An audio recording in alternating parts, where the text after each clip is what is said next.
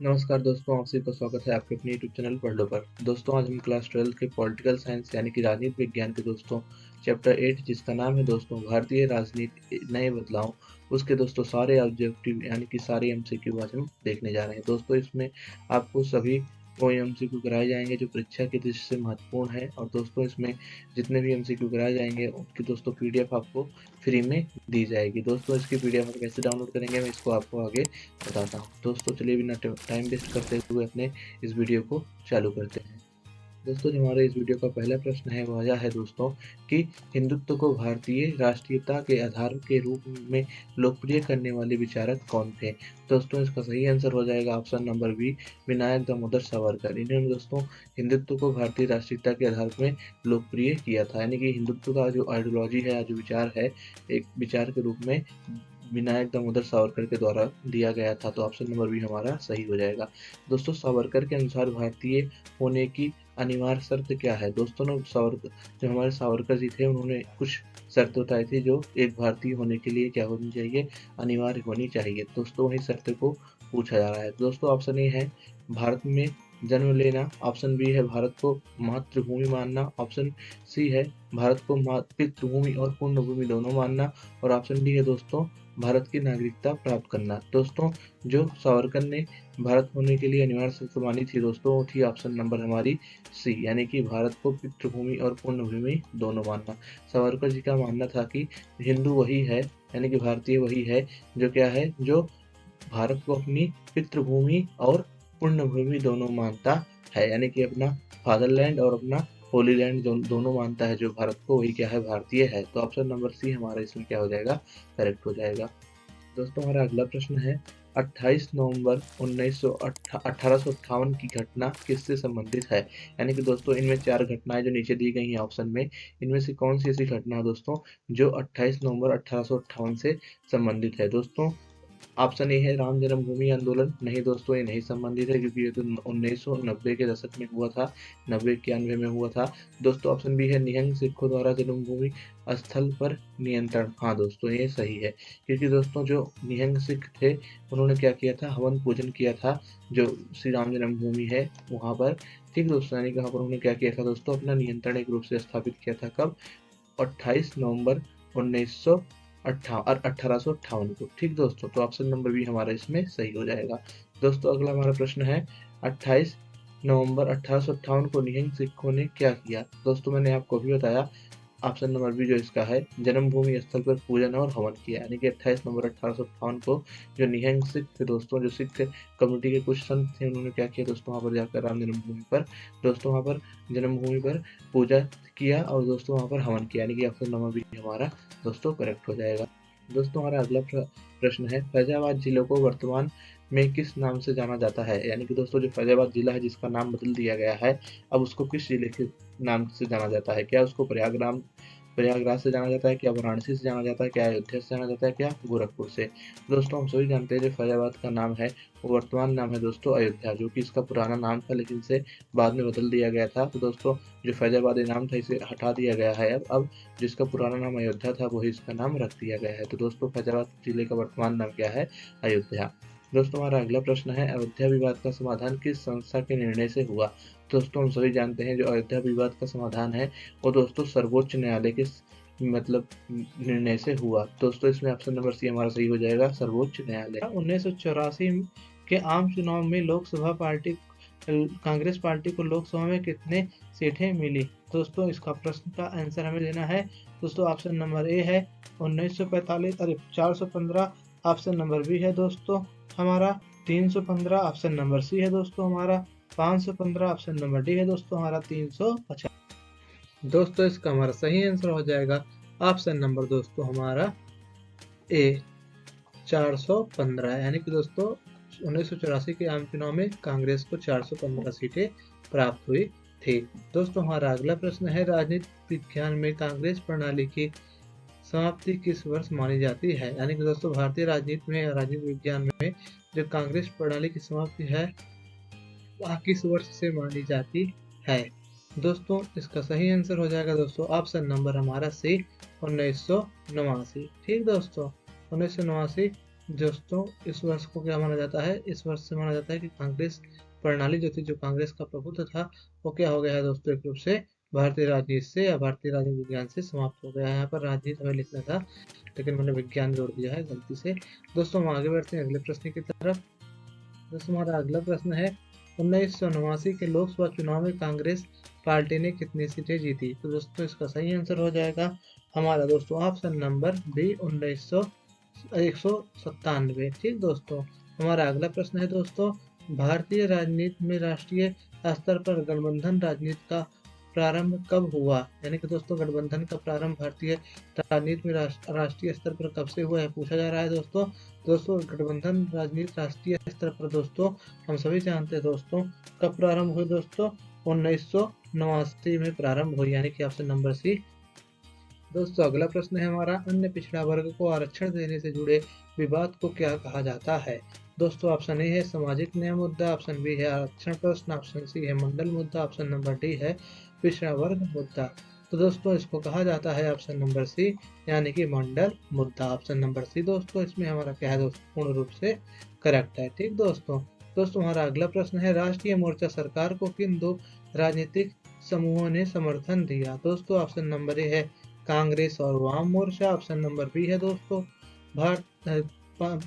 भाजपा और Congress, option number C है भाजपा और वाम मोर्चा, ऑप्शन नंबर डी है जनता दल और कांग्रेस। तो दोस्तों जो हमारा इस प्रश्न का सही उत्तर हो जाएगा वो हो जाएगा ऑप्शन नंबर दोस्तों हमारा सी, भाजपा और दोस्तों वाम दल। ठीक दोस्तों, या वाम मोर्चा, इन्होंने क्या किया दोस्तों, दोनों ने मिलकर दोस्तों राष्ट्रीय मोर्चे को क्या किया दोस्तों, समर्थन दिया था, जिससे कांग्रेस को राजनीति से बाहर रख सकें। दोस्तों हम अपने अगले प्रश्न की तरफ बढ़ते हैं।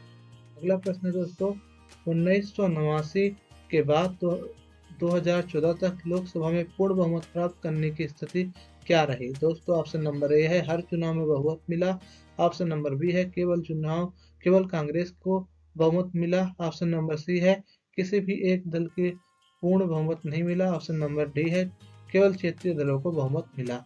तो दोस्तों मैं आपको बता देना चाहता हूँ, जो 1989 है और 1914 है, इसके बीच दोस्तों लोकसभा में पूर्ण बहुमत प्राप्त करने की स्थिति यह रही कि किसी भी एक दल को पूर्ण बहुमत नहीं मिला, यानी कि ऑप्शन नंबर सी सही है। 2014 से 2019 के लोकसभा चुनाव में किस दल को अकेले बहुमत प्राप्त हुआ? तो दोस्तों ऑप्शन नंबर सी, भारतीय जनता पार्टी को 2014 से 2019 तक क्या हुआ, अकेले बहुमत प्राप्त हुआ, यानी कि दोस्तों इसमें ऑप्शन नंबर सी हमारा सही है। दोस्तों अगला प्रश्न है, संयुक्त मोर्चा की सरकार को किस दल का समर्थन प्राप्त था? तो दोस्तों इसका जो सही आंसर हो जाएगा दोस्तों हो जाएगा हमारा ऑप्शन नंबर सी, यानी कि कांग्रेस, क्योंकि दोस्तों संयुक्त मोर्चा की सरकार को कांग्रेस ने समर्थन दिया था। ऑप्शन नंबर सी सही है। दोस्तों वहीं पर हम देखते हैं जो हमारा दूसरा मोर्चा था अभी, जिसका हमने पहले नाम पढ़ा राष्ट्रीय मोर्चा की सरकार को भाजपा और वाम मोर्चा ने समर्थन दिया था और संयुक्त मोर्चा को कांग्रेस ने दिया। दोस्तों इसको आप अच्छे से याद रखिएगा। दोस्तों 1989 में भाजपा और वाम मोर्चा ने राष्ट्रीय मोर्चा सरकार को समर्थन क्यों दिया? दोस्तों जैसा कि मैंने आपको पहले ही बता दिया था, कांग्रेस को सत्ता से बाहर रखने के लिए उन्होंने क्या किया था, वाम मोर्चा को समर्थन दिया था, भाजपा और वाम मोर्चा ने। ठीक दोस्तों, अब दोस्तों हम अपने अगले प्रश्न की तरफ बढ़ते हैं। दोस्तों इसमें हम जान लिए हैं कि हमारा भी सही होगा, भी मैंने यहाँ पर टिक कर दिया है अपना। दोस्तों अगला प्रश्न है हमारा, 1996 के चुनाव में सबसे बड़ी पार्टी के रूप में कौन उभरी? दोस्तों ऑप्शन ए है हमारा कांग्रेस, ऑप्शन बी है दोस्तों हमारा भाजपा, ऑप्शन सी है जनता दल, ऑप्शन डी है वाम मोर्चा। दोस्तों इसका सही आंसर हो जाएगा हमारा ऑप्शन नंबर बी, भाजपा। दोस्तों राष्ट्रीय जनतांत्रिक गठबंधन, जिसको हम शॉर्ट फॉर्म में राजग बोलते हैं, पहली बार सत्ता में कब रहा? तो दोस्तों इसका सही आंसर हो जाएगा दोस्तों हमारा 1998 से 1999 तक। ठीक दोस्तों, ऑप्शन नंबर सी हमारा दोस्तों सही है। पढ़ते हैं अपने अगले प्रश्न की तरफ। दोस्तों 1999 के राजग सरकार की विशेषता क्या थी? दोस्तों ऑप्शन ए है अल्पकालिक सरकार, ऑप्शन बी है राष्ट्रपति शासन, ऑप्शन सी है निर्धारित कार्यकाल पूरा करना, ऑप्शन डी है समर्थन वापस ले लिया गया। तो दोस्तों आपको बता देना चाहता हूँ, जो 1999 की राजग की सरकार थी, उसका दोस्तों विशेषता था निर्धारित कार्यकाल पूरा कर लेना, यानी कि ऑप्शन नंबर सी सही है। दोस्तों ओबीसी का पूर्ण रूप क्या है? तो दोस्तों इसका ऑप्शन नंबर बी सही है, अन्य पिछड़ा वर्ग, जिसको हम इंग्लिश में अदर बैकवर्ड क्लासेस कहते हैं। दोस्तों याद रखना, यहाँ पर क्लासेस है ना कि कास्ट, यहाँ पर वर्ग लिखा गया है ना कि जाति। बहुत बच्चे यहाँ पर कंफ्यूज हो जाते हैं, क्लास की जगह कास्ट पर टिक करके चले जाते हैं, तो यहाँ पर आप याद रखें यहाँ पर क्लासेस है। दोस्तों अगले प्रश्न की तरफ बढ़ते हैं हम। दोस्तों हमारा अगला प्रश्न है, मंडल आयोग की सिफारिश लागू करने का निर्णय किस सरकार ने लिया? दोस्तों इसका सही आंसर हो जाएगा ऑप्शन नंबर बी, राष्ट्रीय मोर्चा सरकार ने मंडल लागू की सिफारिश लागू करने का फैसला लिया। दोस्तों दूसरा पिछड़ा वर्ग आयोग कब गठित किया गया? दोस्तों आप सभी जानते हैं दूसरा पिछड़ा आयोग 1978 में क्या किया गया था दोस्तों, गठित किया गया था, यानी कि ऑप्शन नंबर सी सही है। दोस्तों मंडल आयोग के अध्यक्ष कौन थे? ऑप्शन ए है केसी पंत, ऑप्शन बी है doctor B R Ambedkar, option C है बिंदुश्री प्रसाद मंडल, ऑप्शन डी है राम मनोहर लोहिया। दोस्तों इसका सही आंसर हो जाएगा ऑप्शन सी बिंदुश्री प्रसाद मंडल। और दोस्तों इनके नाम पर ही मंडल अध्यक्ष मंडल आयोग इसको कहा जाता है, दूसरे पिछड़ा वर्ग आयोग को। ठीक दोस्तों, अब दोस्तों हमारा जो अगला प्रश्न है, मंडल आयोग ने ओबीसी के लिए कितने प्रतिशत आरक्षण की सिफारिश की? तो दोस्तों मंडल आयोग ने 27% रिजर्वेशन की सिफारिश की थी ओबीसी के लिए। ओबीसी का full form other backward classes, ना कि कास्टेज। दोस्तों हमारा अगला प्रश्न है जिसको हम देख दोस्तों हमारा अगला प्रश्न है, मंडल आरक्षण से जुड़ा प्रसिद्ध सर्वोच्च न्यायालय का मामला कौन सा है? यानी कि दोस्तों कौन सा मामला जो मंडल आयोग से जुड़ा है और जो सर्वोच्च न्यायालय में प्रसिद्ध रहा है वो कौन सा है? ऑप्शन ए है दोस्तों केशवानंद भारतीय केस, ऑप्शन बी है गोलकनाथ केस, ऑप्शन सी है Indira Sahni case, option D है मिनर्वा माइल्स केस। तो दोस्तों इसमें सही हो जाएगा हमारा option number C, Indira Sahni case. इसमें इंदिरा साहनी केस हमारा ऑप्शन नंबर सी दोस्तों सही है। दोस्तों हमारा अगला प्रश्न है, बामसेब का गठन किस वर्ष हुआ? दोस्तों बामसेब का फुल फॉर्म अगर आपको पता है तो कमेंट बॉक्स में लिखिए। दोस्तों बामसेब का गठन किस वर्ष हुआ? क्या दोस्तों 1975 में हुआ, क्या 1978 में, क्या 1980 में, क्या 1985 में? दोस्तों मैं आपको इसको सही आंसर बताना चाहता हूँ, इसका गठन हुआ था दोस्तों 1978 में। बामसेब का गठन 1978 में हुआ था, यानी कि ऑप्शन नंबर दोस्तों हमारा भी सही है। दोस्तों बढ़ते हैं अपने अगले प्रश्न की तरफ। अगला प्रश्न है दोस्तों, राम मंदिर निर्माण के लिए किस ट्रस्ट को भूमि आवंटित की गई? ऑप्शन ए है विश्व हिंदू परिषद, ऑप्शन बी है राम जन्मभूमि न्यास, ऑप्शन सी है श्री राम जन्मभूमि तीर्थ क्षेत्र ट्रस्ट, ऑप्शन डी है दोस्तों हिंदू महासभा।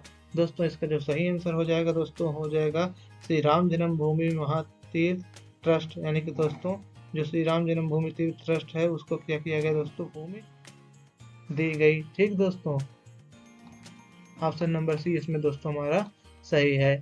दोस्तों बढ़ते हैं अपने अगले प्रश्न की तरफ। भाजपा ने नरेंद्र मोदी को प्रधानमंत्री पद का उम्मीदवार कब घोषित किया?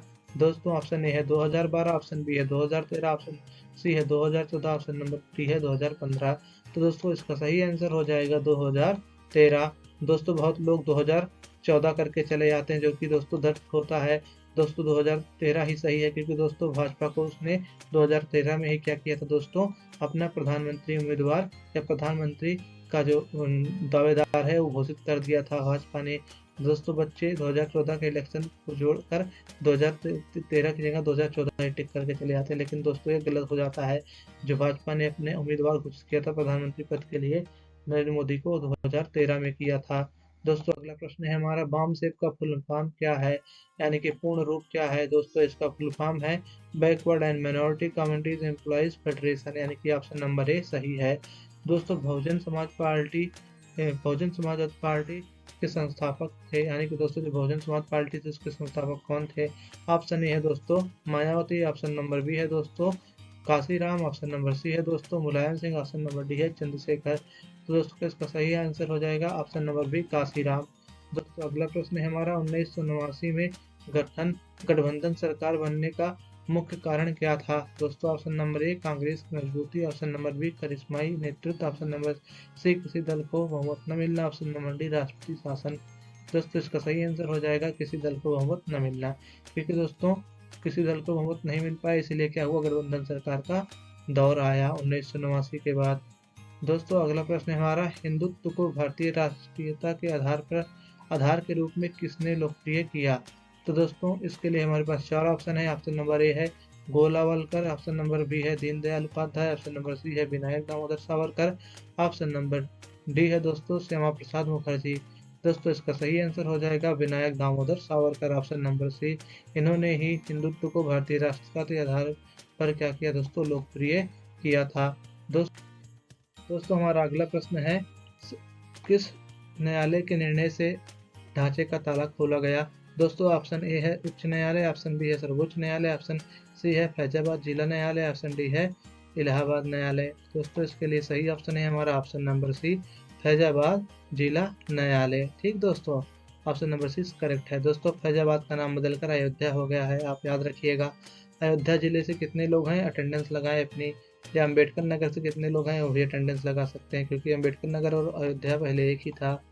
दोस्तों हमारा अगला प्रश्न है, अयोध्या विवाद का अंतिम समाधान किस वर्ष सर्वोच्च न्यायालय के निर्णय से हुआ। यानी कि दोस्तों जो अयोध्या विवाद था, जिसे हम राम मंदिर का आंदोलन या राम मंदिर का केस कहते हैं दोस्तों, उसका जो दोस्तों अंतिम समाधान था किस वर्ष सर्वोच्च न्यायालय के निर्णय से हुआ। दोस्तों ऑप्शन नंबर ए है 2016, ऑप्शन नंबर बी है दोस्तों 2017, ऑप्शन नंबर सी है दोस्तों 2018, ऑप्शन नंबर डी है 2019। दोस्तों इसका सही आंसर हो जाएगा दोस्तों हमारा ऑप्शन नंबर डी 2019। दोस्तों हम पढ़ते हैं अपने अगले प्रश्न की। दोस्तों अगला प्रश्न है हमारा, पितृभूमि और पुण्यभूमि की अवधारणा किस विचारधारा से जुड़ी है। दोस्तों ऑप्शन नंबर ए है समाजवाद, ऑप्शन नंबर बी है धर्मनिरपेक्षता, ऑप्शन नंबर सी है हिंदुत्व, ऑप्शन नंबर डी है राष्ट्रवाद। दोस्तों इसका सही आंसर हो जाएगा हमारा ऑप्शन नंबर सी हिंदुत्व। और दोस्तों हिंदुत्व की विचारधारा सावरकर जी ने दी थी। दोस्तों हमारा अगला प्रश्न है, 1528 में किस स्थान पर 3 गुम्बद वाला ढांचा निर्मित किया गया। दोस्तों ऑप्शन नंबर हमारा ए है मथुरा, ऑप्शन नंबर बी है वाराणसी, ऑप्शन नंबर सी है अयोध्या, ऑप्शन नंबर डी है प्रयागराज। दोस्तों इसका सही आंसर हो जाएगा हमारा option number C Ayodhya. Ayodhya में ही क्या किया गया था दोस्तों, 3 गुम्बद वाला ढांचा निर्मित किया गया था। दोस्तों बढ़ते हैं अपने अगले प्रश्न की तरफ। दोस्तों अगला प्रश्न है हमारा, 2014 के लोकसभा चुनाव में भाजपा कितने सीटें जीती। दोस्तों हमारा ऑप्शन नंबर ए है 272, ऑप्शन नंबर बी है 280, ऑप्शन नंबर सी है 282, उसके अलावा दोस्तों हमारा ऑप्शन नंबर डी है 300। दोस्तों इसका सही ऑप्शन है ऑप्शन नंबर सी, यानी कि 282 सीटों को भाजपा ने 2014 के लोकसभा चुनाव में जीता। दोस्तों सन 1991 की नई आर्थिक नीति किस प्रधानमंत्री के कार्यकाल में लागू हुई। दोस्तों इसका सही आंसर हो जाएगा पीवी नरसिम्हा राव, यानी कि ऑप्शन नंबर सी। इस समय दोस्तों जो वित्त मंत्री थे वो हमारे डॉक्टर मनमोहन सिंह थे। अगले प्रश्न की तरफ बढ़ते हैं। दोस्तों हमारा जो अगला प्रश्न है, हमारा अगला प्रश्न है दोस्तों, द्वितीय परमाणु परीक्षा के समय भारत के प्रधानमंत्री कौन थे। यानी कि दोस्तों जब द्वितीय परमाणु परीक्षा 1998 में हुआ, उसमें भारत के परमाणु परीक्षा के दौरान भारत के प्रधानमंत्री कौन थे। दोस्तों इस समय हमारे प्रधानमंत्री अटल बिहारी वाजपेयी थे, यानी कि ऑप्शन नंबर सी हमारा करेक्ट हो जाएगा। दोस्तों और ये परमाणु परीक्षण पोखरण में किया गया था, पहला और दूसरा दोनों ही परमाणु परीक्षण पोखरण में हुआ है हमारा। निम्न में से कौन सा चयन सही है, यानी कि निम्न से चयन सही का हमें चयन करना है दोस्तों निम्न से सही का चयन करने के लिए हम आते हैं नीचे, पढ़ते हैं दोस्तों। चंद्रशेखर दोस्तों संयुक्त मोर्चा से संबंधित थे, नहीं दोस्तों। आई के गुजराल राष्ट्रीय मोर्चा, नहीं दोस्तों। अटल बिहारी वाजपेयी संयुक्त विधायक दल, नहीं दोस्तों। डॉक्टर मनमोहन सिंह संयुक्त प्रगतिशील गठबंधन, जी दोस्तों। ऑप्शन नंबर डी हमारा दोस्तों इसमें सही है। दोस्तों बढ़ते हैं अपने अगले प्रश्न की तरफ। हमारा अगला प्रश्न है दोस्तों, एनडीए का पूर्ण रूप है, यानी कि एनडीए का फुल फॉर्म क्या है दोस्तों ऑप्शन नंबर ए है national democratic alliance, option number B है दोस्तों national development alliance, option number C है new development alliance, option number D है न्यू डेवलपमेंट एग्रीमेंट। तो दोस्तों हम सभी जानते हैं इसका सही आंसर है दोस्तों ऑप्शन नंबर ए नेशनल डेमोक्रेटिक अलायंस। ठीक दोस्तों, हिंदी में इसको दोस्तों बोलते हैं राजग। क्या बोलते हैं दोस्तों, राजग। इसे आप याद रखिएगा, हिंदी में पूछ सकता है। ठीक, अब देखिए दोस्तों 2004 से 2009, 2009 से 2014 तक सफलतापूर्वक शासन करने वाला गठबंधन कौन सा था। तो दोस्तों हम सभी जानते हैं जो 2004 से 2009 और 2009 से दोस्तों 2014 तक शासन करने वाला सफलतापूर्वक गठबंधन था दोस्तों यूपीए था। ठीक दोस्तों, और अगले प्रश्न की तरफ बढ़ते हैं जो कि हमारा इस वीडियो का लास्ट प्रश्न है और चैप्टर 8 का भी लास्ट प्रश्न है। इसके बाद हमारा ये वीडियो यहीं पर समाप्त हो जाएगा। दोस्तों हमारा एक लास्ट प्रश्न है, 2019 के लोकसभा चुनाव में भाजपा कितनी सीटों के साथ विजयी हुई? यानी कि दोस्तों 2019 के इलेक्शन में भाजपा को कितनी सीटें मिली? दोस्तों ऑप्शन नंबर ए है 272, ऑप्शन नंबर बी है 282, ऑप्शन नंबर सी है 295, ऑप्शन नंबर डी है दोस्तों 200, ऑप्शन नंबर डी है दोस्तों 200 303। दोस्तों इसका जो सही आंसर है वो है ऑप्शन नंबर डी, यानी कि 303। 2019 में भाजपा को 303 लोकसभा सीटें प्राप्त हुई और इसी के साथ भाजपा ने बहुमत के साथ फिर से सरकार बनाई 2019 में दोबारा। दोस्तों इसी के साथ आपका ये वीडियो खत्म होता है। आपके बुक सेकंड के जितने भी इंपॉर्टेंट क्वेश्चन थे दोस्तों मैंने यहाँ पर सारे करा दिए। दोस्तों अगर आप बुक फर्स्ट के क्वेश्चन देखना चाहते हैं, यानी कि दोस्तों आप समकालीन विश्व के राजनीति के सारे एमसीक्यू देखना चाहते हैं, तो दोस्तों आप आई बटन पे क्लिक करिए। आई बटन पे आप क्लिक करेंगे तो आपको एक ऐसा आइकन मिलेगा, आप स्क्रीन पे टच करिए, आपको जो आइकन है दिखाई दे रहा है इस पर आप क्लिक करिए। आपको एक वीडियो मिलेगा, उस वीडियो को देखिए, उसमें आपको मैंने बुक फर्स्ट के सारे एमसीक्यू करा दिए गए।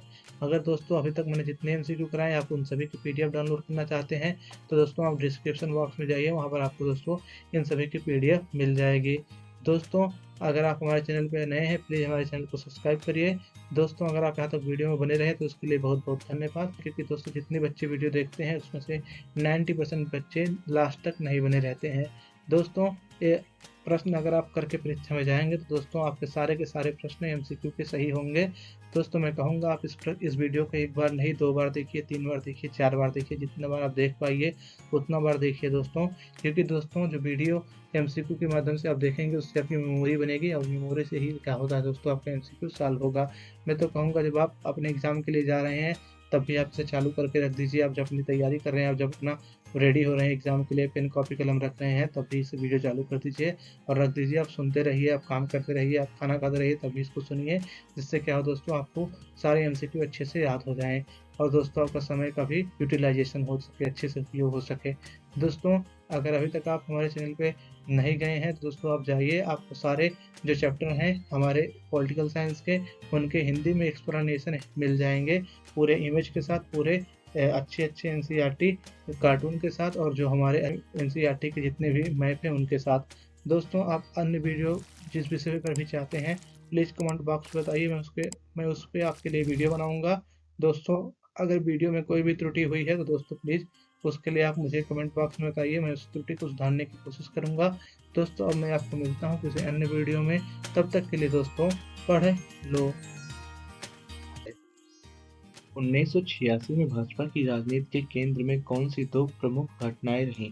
यानी कि दोस्तों जो 1986 की भाजपा की राजनीति थी उसमें उसके केंद्र में जो दो प्रमुख घटनाएं थी उसकी पहचान करना है मेरे 4 ऑप्शनों में से। तो दोस्तों जिसमें सही ऑप्शन हो जाएगा शाहबानोवाद और अयोध्या विषय, यानी कि जो शाहबानो का केस था और जो अयोध्या का विषय था ये क्या था, भाजपा के केंद्र में रहा था 1986 के राजनीति में। दो क्योंकि 1985 में जो शाहबानो केस था वह चालू हो गया था, उसके अलावा जो अयोध्या मामला था वो भी चालू हो गया। तो इसमें ऑप्शन हमारा भी सही हो जाएगा कि शाहबानो केस और जो हमारा अयोध्या मुद्दा था 1986 के राजनीतिक दौर में भाजपा का दो केंद्रीय मुद्दा या प्रमुख घटना रही। दोस्तों अगला प्रश्न है हमारा, शाहबानोवाद किस वर्ष भाजपा की राजनीति का प्रमुख मुद्दा बना?